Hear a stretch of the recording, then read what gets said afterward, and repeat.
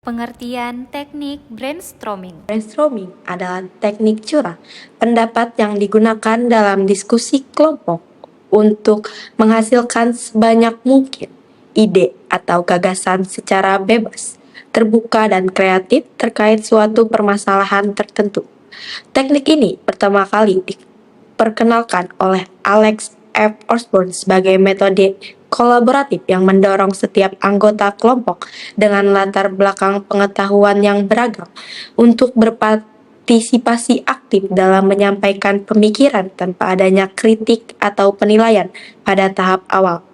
Brainstorming menekankan suasana yang demokratis, setara, dan kondusif sehingga peserta merasa aman dan percaya diri dalam mengemukakan ide, baik yang bersifat umum maupun tidak biasa. Melalui pendekatan ini, brainstorming tidak hanya bertujuan untuk mengumpulkan ide sebanyak-banyaknya, tetapi juga memfasilitasi pengembangan kreativitas, komunikasi, dan kerjasama dalam kelompok sebelum ide-ide tersebut diseleksi dan diverifikasi lebih lanjut. Tujuan teknik brainstorming. Adapun tujuan penerapan teknik brainstorming. 1. Menghasilkan berbagai ide dan solusi potensial untuk menyelesaikan suatu permasalahan. 2. Menciptakan banyak alternatif dalam menghadapi suatu tantangan atau kendala. 3. Meningkatkan kreativitas dalam mencari solusi atas suatu masalah. 4. Mendorong pendekatan yang lebih terorganisir dalam pemecahan masalah baik secara individu maupun kelompok. 5. Menemukan pola pikir bahwa segala kemungkinan dapat terjadi dalam menemukan solusi. 6. Membantu kelompok dalam menemukan solusi inovatif. 7. Memungkinkan anggota kelompok untuk mengambil manfaat dari ide orang lain serta mengembangkan gagasan lebih lanjut. 8. Membangun hubungan dan memperluas sudut pandang dengan melihat suatu permasalahan dari perspektif yang berbeda. 9. Melatih keterampilan komunikasi baik dalam mengutarakan maupun mendengarkan pendapat, serta meningkatkan rasa percaya diri dan keberanian dalam menyampaikan ide. 10. Membantu pemimpin kelompok dalam merangkum ide-ide yang muncul, serta mendorong apresiasi terhadap berbagai sudut pandang yang berbeda.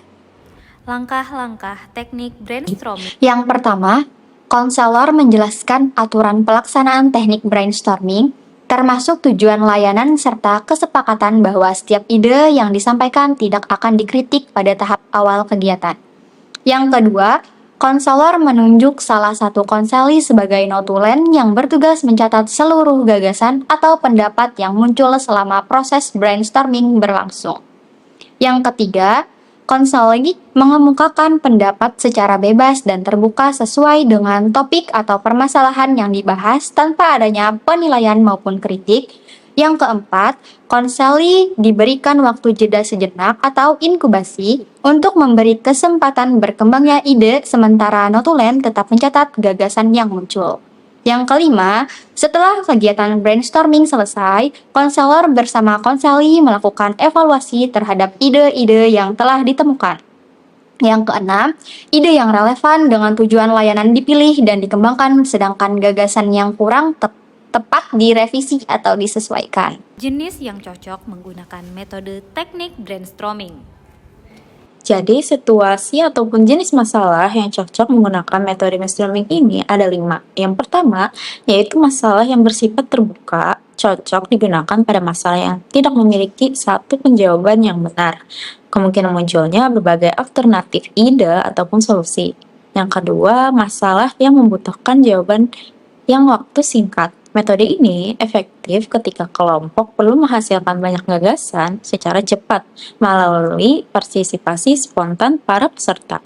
Nah, yang ketiga, masalah yang menuntut kreativitas dan pemikiran inovasi. Brainstorming mendorong peserta untuk berpikir bebas, kreatif, dan tidak terbatasi oleh penilaian.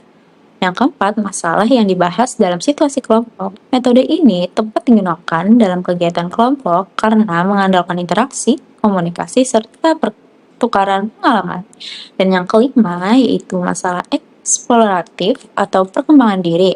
Brainstorming cocok untuk menggali pendapat, pengalaman, sudut pandang, serta ide baru, terutama dalam konteks bimbingan dan konseling.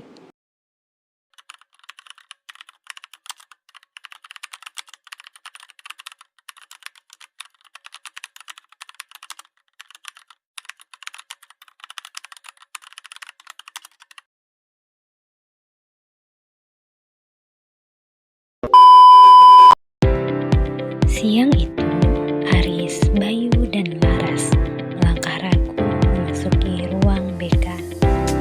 Kedatangan mereka bukan karena pelanggaran disiplin, melainkan untuk melakukan konsultasi mengenai pemilihan ekstrakurikuler. Mereka merasa kewalahan melihat banyaknya pilihan di papan pengumuman yang justru memicu keraguan besar. Laras yang hobi menggambar mendadak ragu karena ingin mencoba pencaksilat, sementara Aris merasa tidak memiliki bakat di bidang manapun. Ketakutan akan salah memilih dan membuang waktu membuat mereka merasa butuh bimbingan dari Ibu Widya. Di dalam ruangan yang tenang itu, Ibu Widya menyambut mereka dengan hangat. Setelah mendengarkan kegelisahan mereka tentang rasa lumpuh dalam mengambil keputusan, Ibu Widya tersenyum dan mulai menyiapkan alat tulis. Kalian tidak perlu khawatir, ucapnya tenang. Masalah kalian adalah information overload. Untuk mengatasinya, kita tidak akan menebak-nebak, melainkan menggunakan teknik brainstorming. Tahap pertama pun dimulai. Ibu Widya meminta mereka menuliskan semua nama ekskul yang mereka ingat ke atas lembar kertas besar. Tulis saja semuanya, jangan ada yang disaring dulu, dorong beliau. Dalam sekejap, kertas itu penuh dengan coretan acak, mulai dari basket hingga robotik. Tahap kedua, pengelompokan. Ibu Widya memandu mereka melingkari nama-nama tersebut dengan spidol warna berbeda, berdasarkan kategori. Ada yang seni, olahraga, sains, dan kepemimpinan. Seketika, daftar yang tadinya berantakan mulai terlihat memiliki pola yang jelas. Masuk ke tahap ketiga, penyaringan minat. Ibu Widya meminta mereka membayangkan diri mereka sedang menjalani kegiatan tersebut. Mana yang membuat kalian merasa paling antusias? Tanya beliau. Di tahap ini, Laras yang sempat memutar-mutar rambut karena gelisah mulai mencoret pilihan bela diri dan memantapkan hati pada kategori seni. Aris pun mulai melihat ketertarikannya pada bidang organisasi.